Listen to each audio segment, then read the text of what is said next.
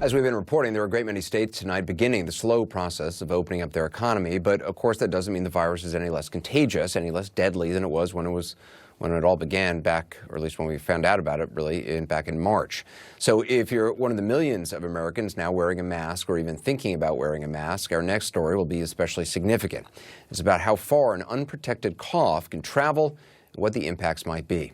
360's Randy Kay went to a lab in Florida where they can actually measure these things. Heavy cough. 3, 2, 1.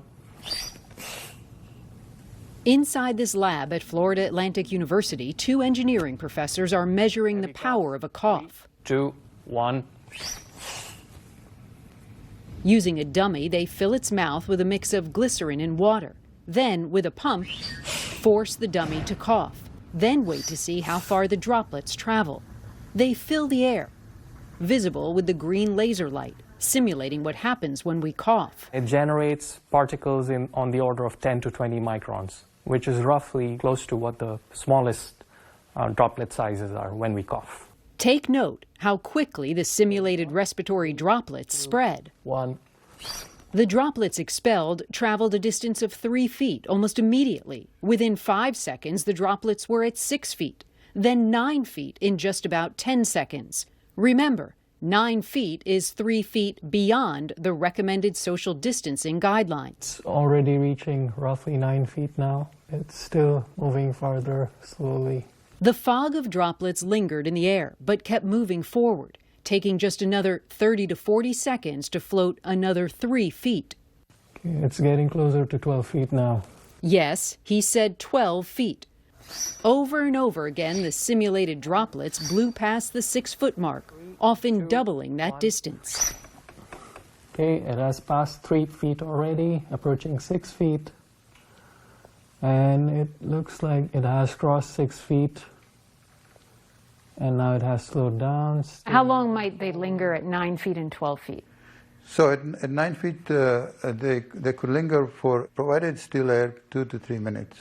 Okay, but the concentration is less than what it would be at, say, 6 feet by about a factor of 8. The professors say the droplets become less dense the further they travel, but they still hang in the air, still with the ability to carry disease. And watch this. Even when we put a simple mask on the dummy, particles still dispersed from the sides of the mask, though they didn't travel very far. Certainly, if you're not wearing a mask, you're supposed to cough into your elbow. But if you cough into your hand, this is what happens. Let's turn out the lights. I'll put my hand up against the mouth of this dummy and simulate a cough. You can see the droplets spray in all directions. They may not travel as far, maybe about 3 feet or so, but they spray everywhere. And they can linger in the air, possibly for as long as 3 minutes. Intensity of the cough matters, so we tested a gentle cough too. The lighter cough didn't go very far at all, about 3 feet, but the question remains, how close is too close? Do you think, based on what you've seen in your own lab, that 6 feet is enough for social distancing? 6 feet is a minimum distance that you should keep. It seems that... But further is better. Further is better.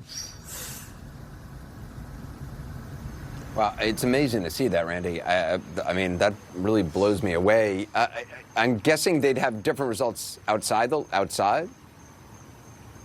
Yeah, absolutely, Anderson. We shot that indoors in a small lab, so outside they say it would be a completely different story. Even with a slight breeze like I'm feeling here in Florida tonight, they say that the jet from that cough or the droplets would disperse upward and even to the side. It wouldn't travel very far, maybe 3 or 4 feet. But what was most fascinating to me was indoors how long those droplets would hang in the air. So at times you heard them say maybe 3 or 4 minutes. So if you walked into an elevator indoors or a restaurant now that they're starting to open and somebody had coughed and you didn't know about it, those droplets would still be in the air. And with a sneeze, I asked them about that.